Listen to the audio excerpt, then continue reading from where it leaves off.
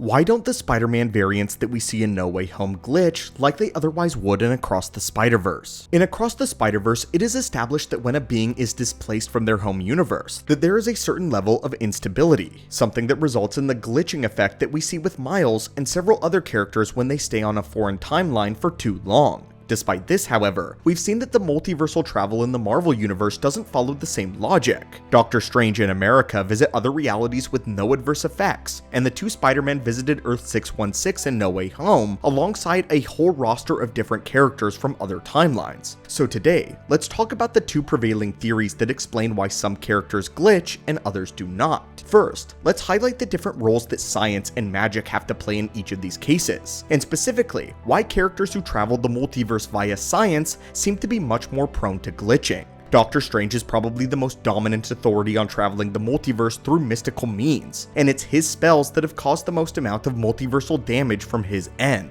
He is the one who initially ruptured the multiverse and let Spider-Man villains through in the first place, and none of them seem to glitch. We also know that America has the natural ability to travel the multiverse, and while we aren't sure if we can technically classify this as magic, it certainly doesn't seem to be scientific in the same way that the Spider Society would navigate the multiverse. She doesn't have a device or a machine that allows her to do it, so right now it seems like Miguel O'Hara's system for navigating the multiverse is the primary culprit for why things glitch. We know that he can stabilize it with wristbands that he gives out to the Spider Society, so the glitch can be resolved. It's also important to note that the TVA use science to travel realities, and we don't have any evidence that glitching is a major problem for any of these operatives. They are aware of the concept of time slipping, but if glitching really did happen every time someone entered a new reality, then they would certainly have to deal with this more than they do. This seems to indicate that the glitching effect isn't necessarily a side effect of being in another universe, but more so, it's a side effect of how a character got to another universe. After all, Doctor Strange does cause damage just by being on other timelines, but the symptoms do not manifest themselves the same way.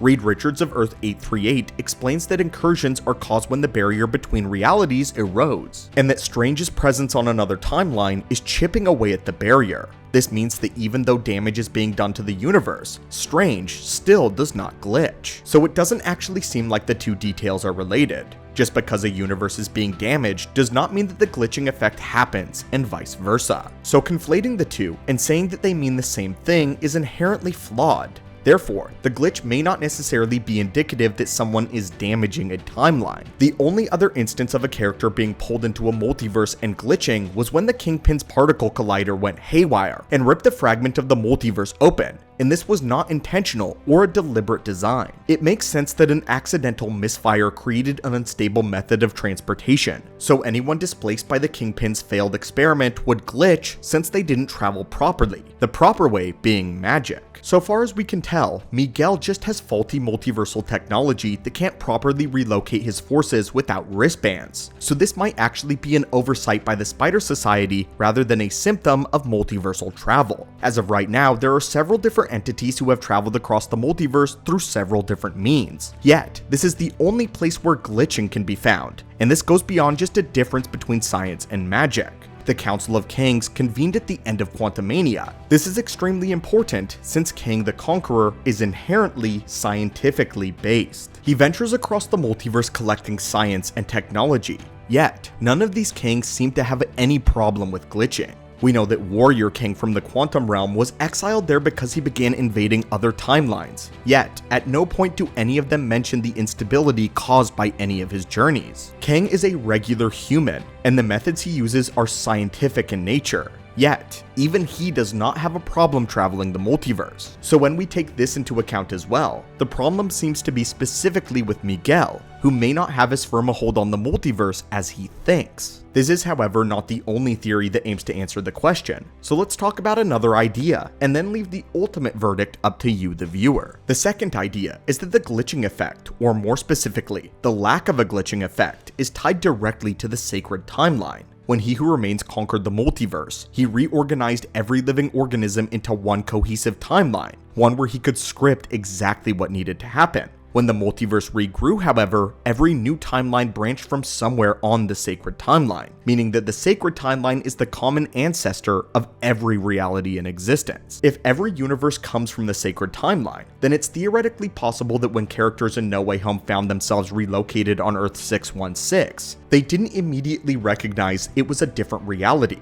If this is the timeline that spawned their timelines, then they may be safe here, where in other parts of the multiverse, this may not be true. This would also explain why Doctor Strange doesn't seem to have any problems with the glitching effect in the Multiverse of Madness, since he is from the sacred timeline, and therefore, he is recognized by every universe. 616 natives may be compatible with other realities since they all come from the common source. And this even explains the incursions that he caused at the end of Multiverse of Madness. As mentioned before, Reed Richards warned Strange that his presence on the timeline may end up causing an incursion. But if you're familiar with some of our other theories about the multiverse, then you'll know that we don't think that this is the case. We believe what actually causes incursions more often than simply traveling is dream walking. In Multiverse of Madness, Wanda piloted her multiversal self across to Earth 838, and if we think of the boundary between universes as a doorway, then this seems to make some sense. Doctor Strange walked in the door and then closed it behind him, so the extent of his damage may have been done.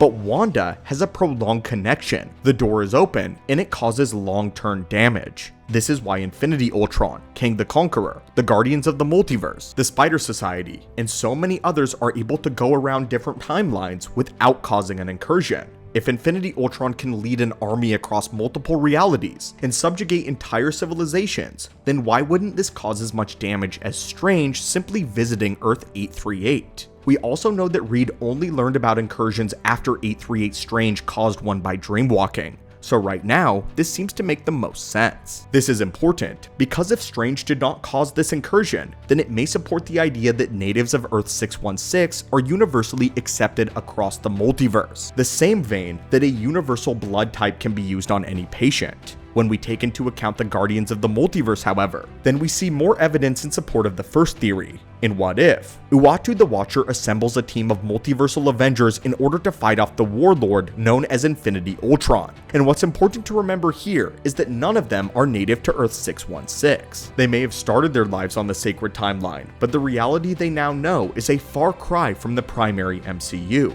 At some point in their lives, the timeline split. Yet, they have no trouble navigating the multiverse without glitching. There is a case to be made that since they are all directly next door to the MCU, that perhaps this has something to do with it. But this seems to lend more evidence to the idea that Miguel is simply using imperfect technology that he later has to stabilize. So now that he has the wristbands, glitching has become virtually irrelevant. But now we have both of these theories on record. We would love to hear which of them you personally agree with. Theory A, Miguel simply has faulty technology, and that glitching effect has come down to a difference between magic and science. This would explain why the glitching effect seems so limited in scope, and why only a few characters seem to encounter it. But Theory B is that Earth 616 is a sort of safe haven for multiversal travelers. If someone comes to 616, they will be recognized as a cousin of this reality, and therefore have no adverse side effects from traveling to the sacred timeline. So my friends, which of the theories do you like more? And as always, subscribe for more Marvel theories and lore, and have a great day.